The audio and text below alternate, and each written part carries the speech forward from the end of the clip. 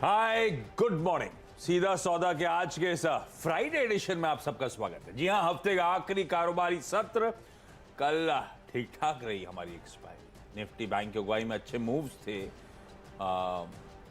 बहुत से बैंक्स और फाइनेंशियल्स में अपटिक्स थे और आज भी इंडिकेशंस हैं कि हम और 1/4%, 1/3% बढ़त के साथ शुरुआत करें। कल भी 1/4% निफ्टी उछला था। हम 18,600 के ऊपर के टिक्स पे क्लोज हुए। वीकली एक्सपायरी डिलीवर हुई और अब एसजीएक्स निफ्टी धीरे धीरे तूल पकड़ता हुआ आपको नजर आएगा। अब इस समय 1/3% से ज्यादा के उछाल के साथ शुरुआत होने के इंडिकेशंस।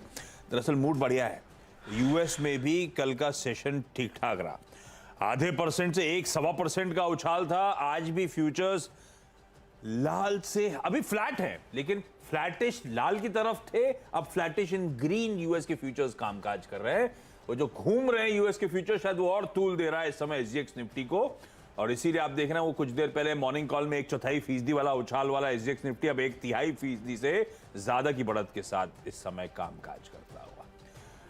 तो और हम ये जो कल यूएस की तेजी आई, हम जब क्लोज हो रहे थे तो ऑलमोस्ट फ्लैटिश थे यूएस के फ्यूचर्स। एक्चुअल सेशन में आधे से 1.25% उछाल था, वो डिफरेंशियल आया। फ्यूचर्स और फर्दर कुछ हद तक ऐड करने की कोशिश कर रहे हैं और इसीलिए आप देख रहे हैं एसजीएक्स की तेजी तूल पकड़ती हुई। लाइए जरा आप जूम कैमरा, वो जो हमने बहुत खर्च करके खरीदा था, दिखाइए। नहीं दिखाएंगे? ये रहा। अभी स्पॉन्सरशिप की डील चल रही हैं। इस पे हम लोग साइड में वो स्पॉन्सर्स लाने की कोशिश नहीं, बहुत आना चाहते हैं। अभी हम चाहते हैं कि अभी ऐसा किसी एक पे नहीं, अभी हम चाहते नहीं, हम किसी का वो लेबल लगना नहीं चाहते। ओके।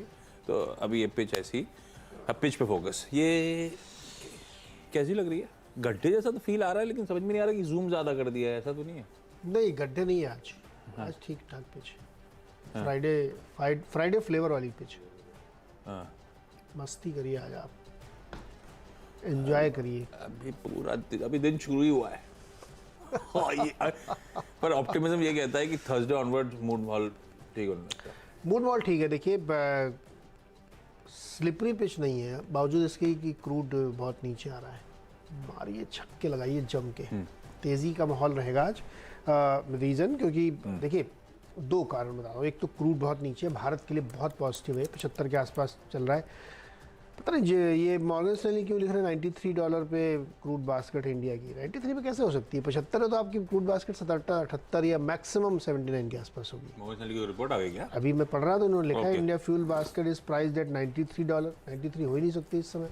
75 से है तो $4-5 ऊपर लगा लीजिए आप, या नीचे लगाइए रादर आप, क्योंकि आप ब्लेंड करते हैं तो ब्लेंड से नीचे आ जाएगी। एनीवे, खैर वो बहस का इशू नहीं है। इशू ये है कि क्रूड आपका बहुत नीचे है। ठीक है, यूएस बेहतर कर गया, यूएस बेटर कर गया। और इंडियन पॉलिटिकल लैंडस्केप में कल गुजरात में बहुत ही लैंडस्लाइड विक्ट्री भारत की हुई, भारत की मतलब बीजेपी सरकार की हुई है। तो ये भी एक बहुत बड़ा पॉजिटिव सेंटीमेंट है। तो मुझे लगता है कि बाजार के लिए आज का दिन बहुत बढ़िया होगा फ्राइडे का, और एक शानदार रैली आप देखेंगे। मिड कैप उसमें से लीड करते हुए मुझे दिखते हैं। मिड कैप्स लीड कर सकते हैं। अब वो पता नहीं मैंने सही चुने कि नहीं चुने, लिए तो मिड कैप्स हैं कई। मैं खबरों वाले स्टॉक्स पर लार्जली फोकस कर रहा हूं। पहला, त्रिवेणी इंजीनियरिंग। कल लार्ज ट्रेड हुआ था और पता था बाजार को होने वाला है। और प्रोमोटर एंटिटी ध्रुव मनमोहन चौनी साहब ने 1.7 करोड़ शेयर्स बेचे, 280 रुपए, 281 रुपए के आसपास। तो इस लार्ज ट्रेड में एक तो एब्जॉर्ब हो गया बढ़िया तरीके से।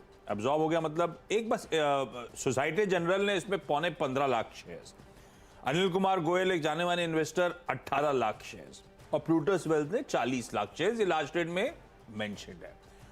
कल प्रेशर में आया था इस लार्ज ट्रेड के बीच में। आई एम होपिंग इस तरह के बड़े नाम जो चेक इन कर रहे हैं उसके बाद ये हरकत में शायद इन ग्रीन ट्रेड करें। पर एक ही क्लैरिटी अवेटेड है, ये जो ध्रुव मनमोहन चौनी साहब वन ऑफ द प्रोमोटर्स थे, इन्होंने क्यों बेचा? क्योंकि मेरा कंसर्न ये है कि इनके पास 4.25 करोड़ शेयर्स थे लास्ट शेयर होल्डिंग पैटर्न में, अभी तो 2.25 करोड़ ही बेचे। तो अगर वो ओवरहैंग आना है तो एक इशू हो सकता है। पर इस समय जिस तरह के लार्ज इन्वेस्टर्स एंट्री कर रहे हैं, अच्छे नाम एंट्री कर रहे हैं, अच्छे निवेशक एंट्री कर रहे हैं, मुझे लगता है इन ग्रीन शायद त्रिवेणी इंजीनियरिंग को रखा जा सकता है। आप लोग जरा क्लोजली वॉच आउट करिएगा। दो छोटी छोटी खबरें हैं, पर क्या है, खबरों का मौका मिल रहा था और मेंशन करने का वो हो गया। रेट गेन चार्ट लंबा उठा के लेकर आइएगा स्क्रीन पे। तो एक करेक्शन के बाद क्योंकि रेट गेन बहुत चला था, बहुत चला था। कब चला था? जब वो होटल सेक्टर, यूरोप को लेकर वो डिमांड एनवायरनमेंट, तमाम खबरें आ रही थी कैसे रिवेंज टूरिज्म पिकअप कर रहा है। रेट गेन अच्छी रेटिंग करी, उसके बाद करेक्ट होकर कंसोलिडेट कर रहा है। खैर, इस समय अपडेट है कि इन्होंने एक और सब्सिडी का गठन यूएई के लिए करा है, रखेंगे रडार पे इसको। एक और ये देखिए कंसोलिडेट ही कर रहा है लार्जली।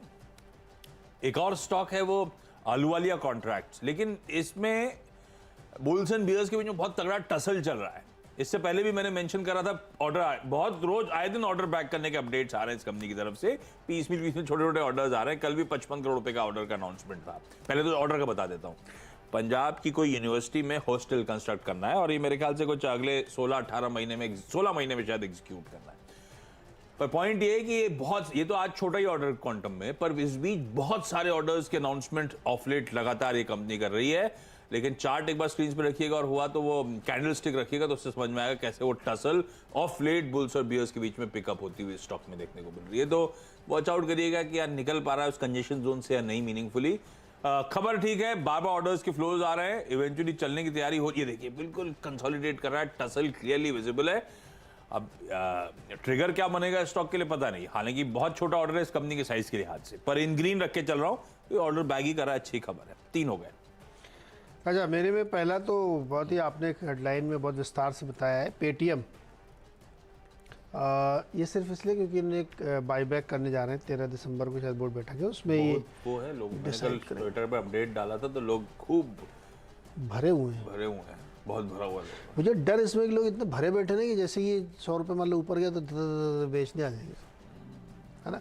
हालांकि बाईबैक कितने पे करते हैं ये सब चीज़ें बहुत उसके बाद पता चलेगा। हाँ, और अभी तो लार्ज प्लेयर्स अब्सॉर्ब कर रहे हैं सप्लाई को, काफी बड़े प्लेयर्स चेक इन कर रहे हैं। ठीक है, इनके कितने करोड़ों के हिसाब से शेयर होंगे इनके पास, है ना। तो, लेकिन आज के लिए बुक्स पे कैश है वैसे, बुक्स पे हाँ कितना ये कैश गजलिंग बिजनेसेस हैं। इनको बायबैक से शेयर सपोर्ट करने की जरूरत है कि धंधे को प्रॉफिटेबल करने के लिए उस कैश का इस्तेमाल करने की।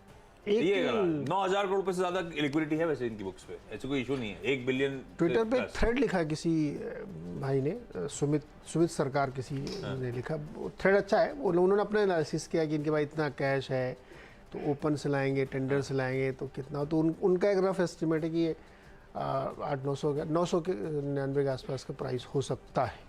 काफी बड़ा प्राइस, ओपन मार्केट ना हो, टेंडर रूट हो, थोड़ा क्वांटम बढ़िया हो तो बुरा नहीं है। तो ये सब पता नहीं क्या होगा, पता है क्या करने वाला है, ये क्या होगा, कैसे होगा, कितना भाव होगा, बाजार से वो प्राइस को सपोर्ट करने के लिए इस्तेमाल करा जाए मे भी। तो इसलिए आज के दिन में तो हमको लगता है कि तेजी हो सकती है, तो आपको फायदा उठाना चाहिए इसका। और देखते बाकी फिर जब जिस दिन आएगा तो उसमें हम लोग चर्चा करेंगे कि कैसा प्राइस है, क्या है। तो एक तो स्टॉक ये हो गया, दूसरा दो क्या मतलब एक ही स्टॉक है 2 हिस्से, ऐसा टाटा मोटर्स डीवीआर भी रखा है, डीवीआर भी है। क्या हो गया भाई, चीन से खबर ये आ रही है कि चाइना का जो पैसेंजर कार एसोसिएशन है उसने कहा है कि उनकी जो नवंबर की बिक्री है 10% गिरी है, 9.5% गिरी है। और उन्होंने करीब कितना 16-17 लाख गाड़ियाँ बेची हैं। तो यहाँ तक तो ठीक है, कम गिर गई है, लेकिन उनका जो प्रोजेक्शन है कि अगले साल 2023 में भी एकदम ठंडी डिमांड रहेगी, बावजूद इसके कि अब जीरो कोविड ख़त्म हो रहा है, लोग घरों से निकल रहे हैं, सब कुछ है, लेकिन उनका मानना है कि डिमांड कम रहेगी। तो ये थोड़ी सी चिंता की बात हो सकती है टाटा मोटर्स के लिए। हालांकि अचानक से कुछ भी बदल सकता है, लेकिन इसी में आप एक चीज़ और ध्यान रखिए कि टेस्ला ने भी अपनी शंघाई की प्रोडक्शन गिरा दी है, कम कर दी है, क्योंकि डिमांड नहीं आ रही, एक्चुअली नहीं आ रही है। तो थोड़ा बहुत असर इसके ऊपर सेंटीमेंट के तौर पे हो सकता है, क्योंकि इनके लिए भी बहुत बड़ा मार्केट है JLR के लिए। तो टाटा मोटर्स और DVR रेड में रख लीजिए, देखिए स्क्रीन पे, हो सकता है कि ना भी हो रेड, ग्रीन में ही चला जाए, लेकिन फिलहाल रेड में रखना चाहिए क्योंकि खबर अच्छी नहीं इनके लिए।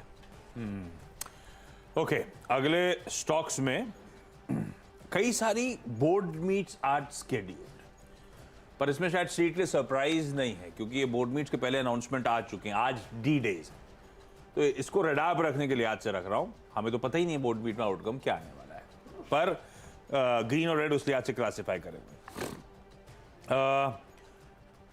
एस्ट्रा या अस्त्र माइक्रोवेव प्रोडक्ट्स, और इसको एक्चुअली अस्त्र है क्या, कभी केवाईसी पूछा क्या? अस्त्र है, अस्त्र माइक्रोवेव प्रोडक्ट्स। इसकी बोर्ड मीट है आज, 400 करोड़ रुपए जुटाने की योजना है।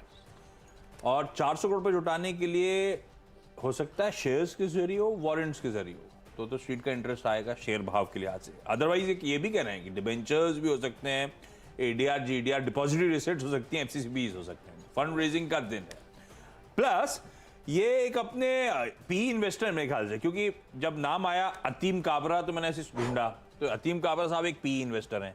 फिर इस कंपनी की शेयर होल्डिंग में देखा तो नॉन प्रोमोटर में क्लासिफाइड है, 3.87% स्टेक है, तो मेरे ख्याल से उन्हीं को शायद डायरेक्टर बनाने की तैयारी हो रही है, तो वो इंडक्शन पे बोर्ड मीट है।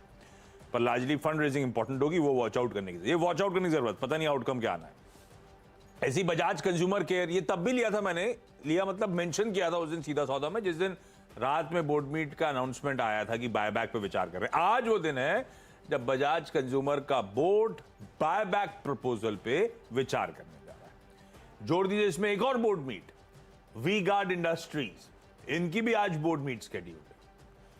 ये सब वॉच आउट करने की जरूरत है, स्क्रीन पे ऐड करिएगा। हरकत में आ रहे हो तो बात अलग है। ये आज बोर्ड मीट इसलिए कर रहे हैं कि एक अनपब्लिश्ड प्राइस सेंसिटिव इंफॉर्मेशन को कंसिडर करना है।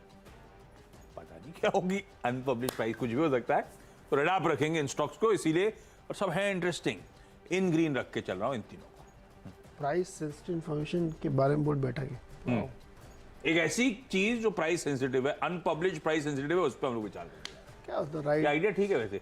जैसे उन्होंने बोला कि एक्विजिशन कर रहे हैं, बायबैक करना, स्ट्रीट में ऐड कर लें। प्राइस सेंसिटिव में कुछ भी हो सकती है, price sensitive, even buyback consider करेंगे तो प्राइस सेंसिटिव है, एक्विजिशन करेंगे तो प्राइस सेंसिटिव है, बोनस रोल आउट करेंगे तो प्राइस सेंसिटिव, पता नहीं कुछ बुरा भी हो सकता है, प्लांट में कोई इशू आ गया हो वो भी प्राइस सेंसिटिव है। हाँ, मतलब हम पॉजिटिव क्यों सोचे, नेगेटिव, इसीलिए दोनों तरफ के, आपको सिर्फ स्क्रीन पे ऐड, मुझे नहीं पता आउटकम क्या आएगा, स्क्रीन पे ऐड करेंगे, इंतजार करना चाहिए। अगले 3 स्टॉक्स में 2 पेंट वाली कंपनी है, इंडिगो और बर्जर। आपका मन हो तो आप एशियन भी देखिएगा, क्योंकि जो क्रूड बहुत तेज़ी से नीचे गिरा है, मुझे लगता है कि ये उन तमाम कंपनियों के लिए, केमिकल के लिए, पेंट के लिए, प्लास्टिक के लिए, इन सब के लिए बहुत अच्छी खबर है। तो यहाँ पे ध्यान रखना चाहिए, एक बढ़िया मोमेंटम की संभावना बनती है, क्योंकि ये बहुत पिटे भी सारे स्टॉक थे और अब क्रूड इतना नीचे आया है। एक मुझे लगता है इसका इंटरप्रिटेशन है, आपको मैंने पिछली बार बताया था कि जो पाइप बनाने वाली कंपनी है उनके लिए रेजन्स की कीमत बहुत तेज़ गिरी थी, तो Q2 में भयानक नुकसान हुआ था उनको, इन्वेंट्री लॉस। तो सब ने बताया था कि हमने डिस्काउंट किया, अब तीसरे चौथे क्वार्टर से ठीक हो जाएगा, लेकिन अगर क्रूड ऐसे ही गिरता ना तो रेजिन की कीमतें और गिरेंगी, तो हो सकता है एक आध क्वार्टर और वो एक्सटेंड हो जाए। तो खैर वो अलग कहानी। फिलहाल अभी पेंट वाले 2 के लिए अच्छी खबर है, ग्रीन में रखिएगा। ग्रासिम इंडस्ट्रीज़ भी ग्रीन में रखिएगा। पेंट का इनका कोई डायरेक्ट बिजनेस अभी है नहीं, प्लान था इनका करेंगे, फैक्ट्री लगाएंगे, लेकिन इस स्टॉक में चार्ट पे बहुत अच्छे पैटर्न्स बनते हुए दिख रहे हैं। अगर बाजार सस्टेन करता है तो मुझे लगता है कि इसमें ग्रीन ट्रेड हो सकता है, लेकिन स्क्रीन पे आपको रख के वॉच आउट करना चाहिए। 6 हो गए मेरे, ब्रेक ले लें, छोटा सा ब्रेक, और ब्रेक के बाद अगले 4 स्टॉक। स्वागत है एक बार फिर से आपका। और अगले जो 4 स्टॉक्स हैं उसमें बहुत सिंपल है, 3 स्टॉक्स तो वही हैं, OMCs, IOC, BPC, HPC हमने लिया है। और इसमें जो है हमने अभी हम लोग जिक्र करते हैं ना, जेफरीज की एक रिपोर्ट भी आई है, उनका क्रूड बास्केट वाला जो है उससे मैं थोड़ा डिसएग्री कर रहा हूँ। बाकी उन्होंने ये लिखा है कि कैसे आगे OMCs को जो है फ़ायदा हो सकता है। इफ़ ऑयल रिमेंस $80 के आसपास, उनका अनुमान है कि अगर 80 के आसपास ये बना रहता है तो ये जो है अपसाइड बना देगा, इनके लिए काफ़ी बढ़िया एक्सपेक्टेशंस दिख रहे हैं। तो इसीलिए ऑयल मार्केटिंग कंपनीज़ में काफ़ी तेज़ हो सकता है, और इनके जो क्रैक्स होते हैं, मतलब जो क्रूड से अलग अलग प्रोडक्ट बनाते हैं, उसमें इनको फ़ायदा होगा। तो इनकी पसंद में है BPCL और IOC। हमने HPC भी लगा दिया, चूँकि HPC भी तो है उसी सेगमेंट में, तो इनको रब ऑफ है इनको फ़ायदा होगा। साथ ही जो एक्सपोर्ट टैक्स जो है वो हटेंगे तो उसका इनको फ़ायदा हो सकता है। तो 3 ये, और चौथा है मैक्स हेल्थ। मैक्स हेल्थ में हमने क्यों लिया है भाई? मैक्स हेल्थ हमने इसलिए लिया है क्योंकि इसमें जेफरीज की एक रिपोर्ट आई है, और उन्होंने इसका टारगेट दिया 530 रुपये, 100 रुपये ऊपर यहाँ से। अभी उनका 432-34 के आसपास होगा, तो ध्यान रखना चाहिए। उनका ये मानना है कंपनी का कि इनके जो ऑपरेशनल परफॉर्मेंस है पिछले 2 साल से, वो बहुत ही बढ़िया इम्प्रूव होते हुए दिख रहे हैं। उनको अभी मानता है कि बहुत सारे ऐसी चीज़ें हैं जिसका आप ऑपरेटिंग लेवरेज ये आगे ले सकते हैं आने वाले सालों में, तो इसलिए उन्होंने अपना टारगेट बढ़ा कर दिया, और FY24 उनके लिए जो है काफ़ी बढ़िया होगा। तो मैक्स हेल्थ, हाँ, 432 का, 530 का टारगेट है, 100 रुपये ऊपर। एक तो रखा ग्रीन में HUL, इसने भाई 2 स्ट्रेटेजिक इन्वेस्टमेंट्स अनाउंस करे। दरअसल हेल्थ और वेलबींग के सेगमेंट में उतरने की तैयारी, क्योंकि ये मैनेजमेंट मान कह रहा है, बिल्कुल सही भी है, सब जानते हैं, ये विटामिन्स, मिनरल्स और सप्लीमेंट्स का जो बाजार है अगले 4 से 5 सालों में 300 बिलियन का मार्केट होगा। इसमें पता है इस मार्केट में क्या है, जैसे मेरे घर के बगल में एक मेडिकल स्टोर है जो बहुत बड़ी चेन है, मैं उसका अनलिस्टेड इसलिए उसका नाम लेने में कोई दिक्कत नहीं मुझे, लेकिन नहीं ले रहा हूँ। उसके अंदर मैं गया तो मैंने कहा कि मुझे मल्टीविटामिन की टेबलेट दिखाओ। तो 200-300 रुपये से लेकर के 1800 रुपये तक की 60 टैबलेट। अब रेंज देखिए आप, ओटीसी काउंटर पे से बिक रही है। मल्टीविटामिन क्यों लेना चाहते हो? बी, फाइनली कौन से रेंज का डिसाइड किया? ए इसलिए क्योंकि मुझे कोल्ड हुआ था तो डॉक्टर ने कहा था कि इम्यूनिटी बूस्टर के लिए आप वो लीजिए। अच्छा, बी हमने 400 रुपये वाला लिया। 1600 रुपये वाला बहुत महंगा लग रहा था। अच्छा, तो फैक्ट ये है कि ये एचयूएल के लिहाज से बिल्कुल भी मटेरियल न्यूज नहीं है, उसके रेवेन्यूज के लिहाज से, इनफैक्ट बुक्स पे जो कैश है उसके लिहाज से, लेकिन एक नए नेसेंट से बाजार में एक ग्रोइंग हेल्थ और वेलबींग की कैटेगरी में कदम रखने की तैयारी। खबर अच्छी है, नॉट स्टॉक इंपैक्टिंग, ये भी ध्यान रखिएगा। पर इन ग्रीन लेके चल रहा हूं अच्छी खबर पे। इजी ट्रिप प्लानर्स, वो ईज माई ट्रिप वेबसाइट वाले, रेड लेके चल रहा हूं। बस मुझे पता नहीं एक्चुअली ऐसा होगा नहीं होगा, लेकिन आज वो तगड़े बोनस शेयर्स लिस्ट होने आएंगे, की ओवरहैंग बनता है।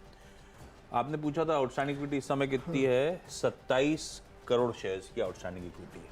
बस आज जो बोनस शेयर लिस्ट होने आ रहे हैं वो 130 करोड़ है। तो कैलकुलेशन सही बैठता है, क्योंकि 1 for 1 का स्प्लिट करा, उस पे 3 बोनस दिए, तो एक्चुअली वहीं बैठ जाती है आउटस्टैंडिंग जो एड ऑन शेयर्स आने। 130 करोड़ शेयर्स आज आने बाजार में भैया, तो मेरे को लग रहा है एक ओवरहैंग होगा, इसीलिए सिर्फ इसको रेड लेके चल रहा हूं। फ्राइडे भी है और एक लॉजिक भी बैठ रहा था। 2 लिकर कंपनीज के साथ छोड़े जाता हूं, ग्लोबल स्पिरिट्स और जीएम ब्रेवरीज, छोटी वाली लिकर। हालांकि आज शायद पूरा स्पेस एक्टिव रहे। एक आईपीओ मंडे से खुलने जा रहा है सुला विनयार्ड्स का, थोड़ा कैटेगरी अलग है, लेकिन अल्कोहलिक बेवरेजेस की कैटेगरी में तो आई है, सब जामा सेम है। थोड़ा सा अपफ्रंट बता देता हूं, हमने वो इमेज दिखाई थी, अच्छा रोजी पिक्चर, लेकिन वैल्यूएशंस एटलीस्ट अब तक स्ट्रेच होता है, इसकी डिटेल अपडेट डाल दूंगा मैं। ये कंपनी 6 टाइम्स ऑफ रेवेन्यू पे वैल्यूएशंस लेकर आ रही है। जो यूनाइटेड स्पिरिट्स, यूबीएल, बहुत बड़े प्लेयर्स हैं अपने स्पेस के, वो सिमिलर वैल्यूएशंस पे होते हैं। जो जीएम ब्रेवरीज और ग्लोबल स्पिरिट्स की मैं बात कर रहा हूं, वो तो 1.5 से 2 टाइम पे ट्रेड कर रहे हैं। तो शायद आज इन ग्रीन रखते हैं इन स्टॉक को लिकर स्टॉक्स में, बाकी पूरा स्पेस शायद हरकत में आता हुआ नजर आए अगले कुछ दिनों में। इस नोट पर छोड़े जा रहा हूं, ब्रेक ले रहे हैं, ब्रेक के उस पार जब लौटेंगे तो टीम्स का एक क्विक रैप अप।